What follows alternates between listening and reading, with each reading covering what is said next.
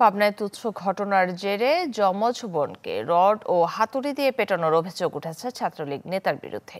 এ ঘটনায় পলাতক অভিযুক্ত ও তার মা, তবে গ্রেফতার হয়েছেন বাবা। অভিযুক্তের দাবি, ষড়যন্ত্রের শিকার তিনি। তুচ্ছ ঘটনার জেরে হামলার শিকার হয়ে হাসপাতালের বিছানায় যমজ দুই বোন মিমিয়া ও লামিয়া। 100% কপার কন্ডেন্সারে তৈরি ভিশন ফ্রিজ, তাই গুণে মানে অটুট থাকে বছরের পর বছর। শুক্রবার দুপুরে পাবনার চাটমোহর পৌর ছাত্রলীগের সভাপতি আলিফ ইয়ামান পায়েল বাড়ির পাশে কদম গাছের ডাল কাটছিলেন। এই নিয়ে প্রতিবেশী মিমিয়ার সাথে কথা কাটাকাটি হয়। অভিযোগ, কিশোরী মিমিয়াকে হাতুড়ি দিয়ে পেটায় ছাত্রলীগ নেতা পায়েল। বাধা দিলে মিমিয়ার যমজ বোন লামিয়াকেও রড ও হাতুড়ি দিয়ে মারধর করা হয়।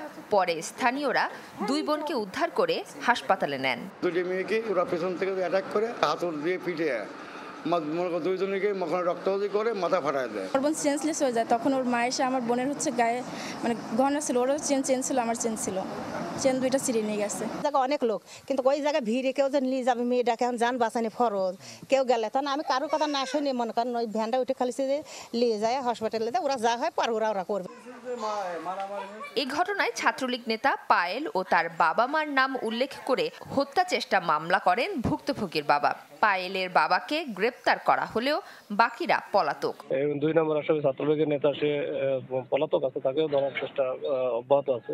আমরা এটা সর্বোচ্চ গুরুত্ব দিয়ে বিষয়টা দেখতেছি। দুই বোনকে মারধরের ঘটনায় পায়েলের বিরুদ্ধে দলীয় ব্যবস্থা নেয়ার কথা জানিয়েছেন জেলা ছাত্রলীগ সভাপতি। তবে নিজেকে নির্দোষ দাবি করে ষড়যন্ত্রের শিকার বলছেন অভিযুক্ত। আমাকে ওরা মারছে, ঠিক আছে, আমি তো ঠেকাইতে গেছি, ঠেকাই দিলে ওরা মামলা রাখছে, ওরা আমাদের দোষ দিয়ে দিচ্ছে। এই অভিযোগটা দিচ্ছে ওরা হয়তো আমাকে ফাঁসানোর জন্য। ছাত্রলীগের নাম ব্যবহার করে যারা এ ধরনের সন্ত্রাসী কর্মকাণ্ডের সাথে যুক্ত থাকে তাদের বিরুদ্ধে অবশ্যই সাংগঠনিক ব্যবস্থা গ্রহণ করব। আর যারা এ ধরনের কাজে লিপ্ত থাকবে আসলে তাদেরকে ছাত্রলীগে অংশগ্রহণ করতে আমরা ইনশাআল্লাহ দিব না। পায়েলের বাবাকে গ্রেপ্তারের পর কারাগারে পাঠিয়েছেন আদালত। Desk report, channel 24।